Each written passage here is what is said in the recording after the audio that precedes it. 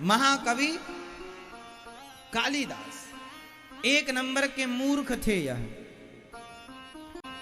एक राजा की बेटी थी, नाम था विद्योत्तमा। बड़ी विद्वान बेटी थी राजा की, पर विद्वान तो थी पर उसे अपने विद्या का बड़ा अभिमान था। वो कहती थी कि जो मेरे से बड़ा ज्ञानी होगा, जो मुझे अपने ज्ञान से संतुष्ट करेगा, मैं उसी से विवाह रचाऊंगी। अब वो इतनी बड़ी विद्वान थी कि उसके टक्कर का कोई विद्वान था ही नहीं। सारे लोगों को वो शास्त्रार्थ में पराजित कर देती थी। अब शादी करे कौन? उसकी उम्र बढ़ने लगी, राजा को बड़ी चिंता, मेरी बेटी कुंवारी रह जाएगी। और बड़ी घमंडी थी, ऐसे चलती थी कि मैं बड़ी ज्ञानी हूं। थोड़ा सा ज्ञान व्यान किसी को हो जाए, 2-4 बुक पढ़ ले तो आदमी फिर ऐसे कहां चलता है, ऐसे ही चलता है। विद्योत्तमा को क्या हो गया? अभिमान। क्या हो गया? तब उसके पिता ने एक दिन कसम खाई, मैं अपनी बेटी का विवाह बड़े मूर्ख आदमी से करूंगा ताकि इसका घमंड टूट जाए। अब पिता ने सैनिकों से कहा, जाओ जो सबसे मूर्ख आदमी है उसे पकड़ कर लाओ। तो कालिदास जी मूर्ख हैं, ये कैसे सिद्ध हुआ था? कैसे सिद्ध हुआ था? यह जिस पेड़ पर चढ़कर जिस डाल पर खड़े थे उसी डाल को काट रहे थे।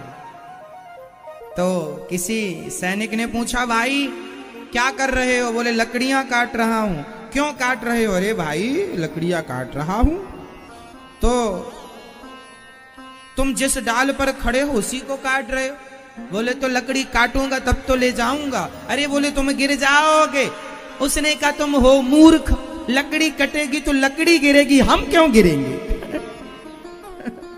हम तो कट नहीं रहे भाई, हम कटेंगे तो हम गिरेंगे, कट तो लकड़ी रही है। अब सैनिकों ने समझ लिया कि ये बहुत बड़ा मूर्ख है, पकड़ के ले आए। महाराज ये मूर्ख आदमी है, अपनी बेटी का विवाह इससे करो। लेकिन बेटी के संग जबरदस्ती कैसे करे? उसकी भी तो राजी मर्जी हो। तो कालिदास के पास कुछ विद्वान लोग बैठ गए और कालिदास से कहा, सुनो अभी तुम्हारे सामने एक लड़की आएगी, कोई सवाल पूछेगी, तुम कुछ बोलना मत, इशारे से जवाब देना। वो जो जो कहे वह समझी उंगलियां उठाते चलना, ऐसे ऐसे, बाकी व्याख्या हम करते चलेंगे। कालिदास जी पहुंचे सभा में, ऊंचे आसन पर विद्योत्तमा बैठी थी। कालिदास जी जब आए तो वहां के विद्वान लोगों ने कहा, ये बड़े विद्वान हैं, शास्त्रार्थ कर लो। यदि तुम हार गई विद्योत्तमा तो तुम्हें इनसे विवाह करना पड़ेगा। हाँ हाँ कर लेंगी। कालिदास जी की आसन लगाई गई और कालिदास जी तो बिल्कुल एक नंबर के मूर्ख, पर कह दिया था बोलना मत, क्योंकि बोलेगा तो मूर्खता खुलेगी। अब बैठे हैं एक तरफ कालिदास जी, एक तरफ विद्योत्तमा। अब विद्योत्तमा ने, अब वहां के संतों ने कहा कि ये साइलेंट बात करेंगे, मतलब बात नहीं होगी मुंह से, इशारों में आप पूछिए। इतने बड़े विद्वान हैं कि बोलते कुछ नहीं है। ये बोल के नहीं समझाएंगे, ये इशारों से समझाएंगे। तो विद्योत्तमा बोली, तैयार हूं मैं साइलेंट बात करूंगी, मतलब बिना बोले बात करूंगी और समझाऊंगी और समझूंगी। ठीक है। विद्योत्तमा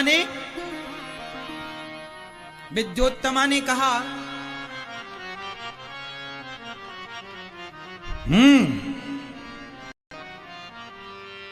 तो कालिदास जी को लगा ये कह रही है एक थप्पड़ मारूंगी, हम मूर्ख तो मूर्ख। कालिदास जी ने कहा तू एक मारेगी? मैं 2 जमाऊंगा तेरे गालों में। विद्योत्तमा ने पूछा, क्या ब्रह्म एक ही है? अब विद्योत्तमा ने कहा, इससे कठिन सवाल पूछते। विद्योत्तमा ने कहा,